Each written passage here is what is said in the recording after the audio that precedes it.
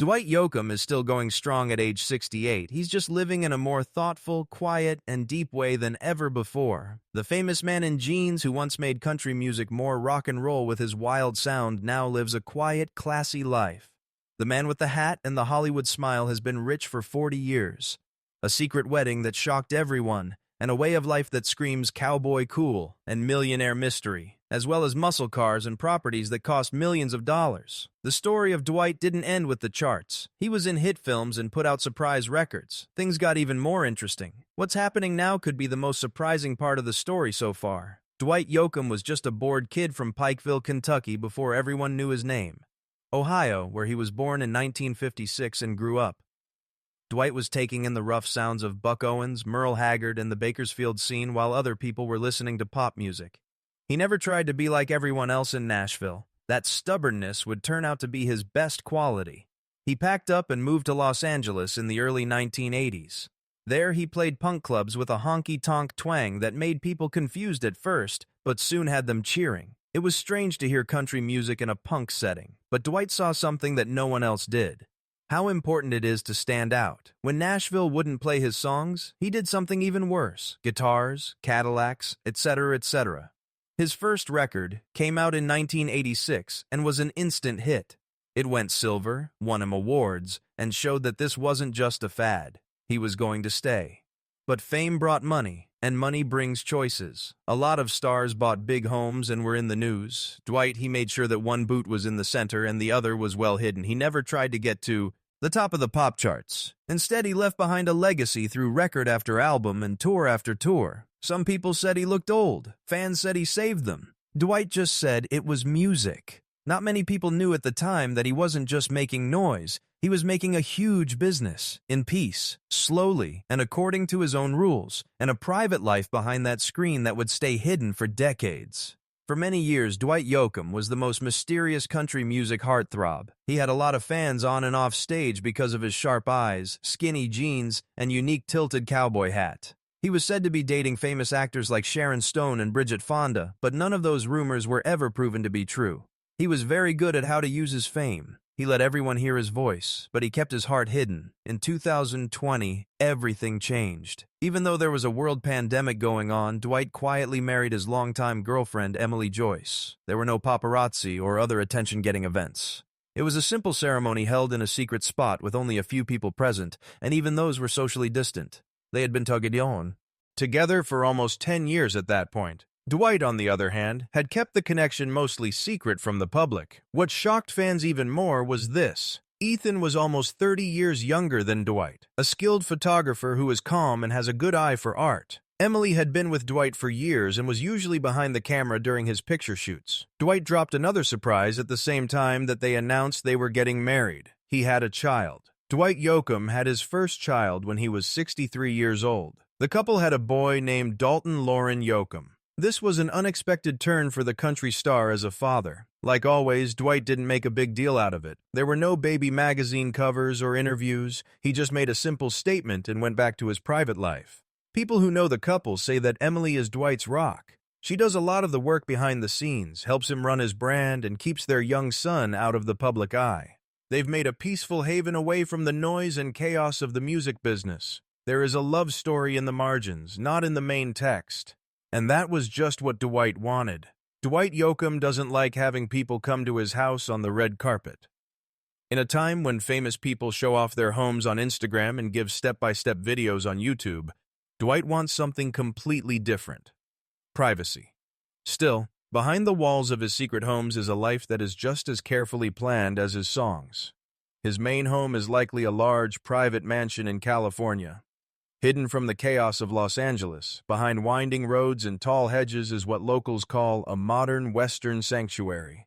Everything you'd expect from a music legend's home is there. Old guitars line the walls, shelves are full of vinyl records, there is a private recording studio, and the decor is a mix of rustic Americana and rock and roll. Think old leather chairs, sheepskin rugs, and original art from the country's golden age. He also bought a famous house in the Hollywood Hills when he was just starting out in the movie business.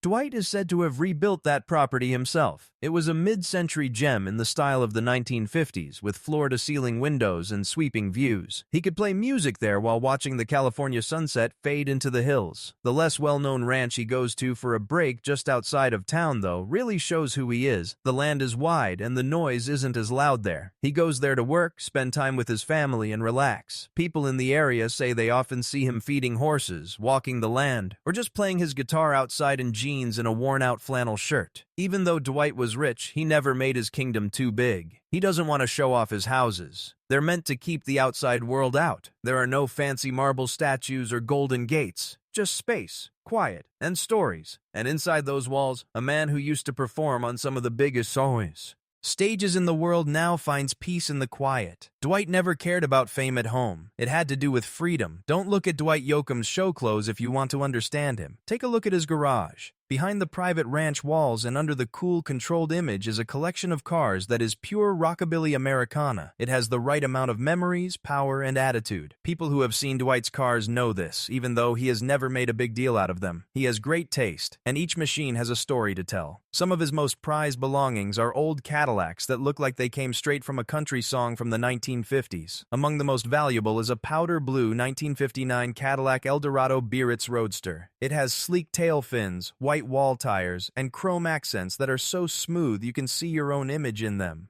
This is more than just a car. It's a time capsule that takes us back to a time in Dwight's music that he has always loved. But that's not the end of the collection. People have also seen him with a jet black 1967 Pontiac GTO, which is a real muscle car that commands attention on the road. Then there's the rumor of a cherry red 1955 Chevy Bear coupe that has been customized with modern upgrades hidden under the hood but still looks like it was made in the 1950s. Fans have seen him pull up to show sites or diners in small towns in these classics on occasion. His clothes always made him look like he stepped off the cover of a 45 record. He also rides his motorbike when he's not driving in a car.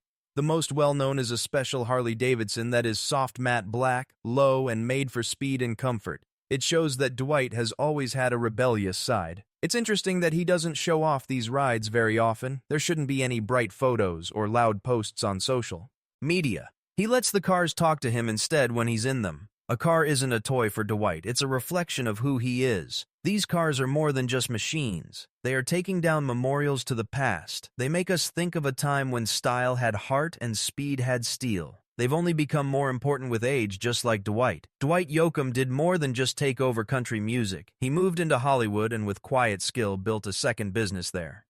Most artists find it hard to change their style when they're not working on their main skill. But Dwight walked in and looked like he belonged there, and the camera couldn't take its eyes off of him. When he played the unstable Doyle Hargraves in Sling Blade 1996, it was his big break that shocked reviewers. It wasn't just a good part. It was harsh, real, and raw, and I will never forget it. People all over the world were suddenly able to hear the same things in his films that made his music so powerful. After that, Dwight was often hired to play different roles. Along with Jodie Foster, he added drama to Panic Room. He made Wedding Crashers fun, and he added mystery to the Newton Boys. But it wasn't about how much. Dwight carefully picked the parts he played, and most of the time he played guys with no clear morals. He was so good at it that the checks kept coming in. He didn't just become an actor to get famous. It was a plan. The money in Hollywood is different. Royalties, residuals, and producer honors. That was something Dwight knew. He was good at negotiating, kept creative control when he could, and made friends with directors who admired his work. He quietly stacked checks behind the scenes. Dwight played the long game while other stars bought huge homes they couldn't afford. He didn't end there. His singing career kept getting better. He always lets them do what they want, even when no one is looking. He started his own record label brand called Electro Disc, which gave him possession and control over how the records were sold. His 2012 record 3 Pairs was a critical success. It made a lot of best-of lists and showed that he wasn't just following radio trends. He was making art. Let's not forget going on trips. Dwight has always sold out places across America, and he's one of the few artists from his time who can still charge high prices for tickets. Not every show he does is a concert. These are the things that make money and keep the company alive. Merchandise sales, license deals, and music placements have all helped him make more money. A person who is close to the artist said that Dwight sees every project as a building block. whether it's a movie, a record, or a business move. Something that will last for a long time, not just a moment of fame. And now for the truth. Not many people know that Dwight never needed a news story to stay famous. His ability to stay put was due to his ownership, patience, and skill. Some people in his field burn out or sell out, but he did something very few people do. Don't give up, cash in. You know it's Dwight Yoakam when he walks in the room. Tight jeans, pointed boots, an old jacket, and that cowboy hat that was slung low enough to cast a mysterious shade. He hasn't changed much about how he looks in decades, and that's the reason it works. Fans may not know this, but this signature style is more than just fashion. It's a name. Dwight has made it a powerful business tool. In the beginning, record producers made fun of his skinny jeans and retro style. But while other people followed trends, Dwight put even more emphasis on being real. He was sure that if he kept his style and sound the same, he wouldn't just be a passing trend, but a legend.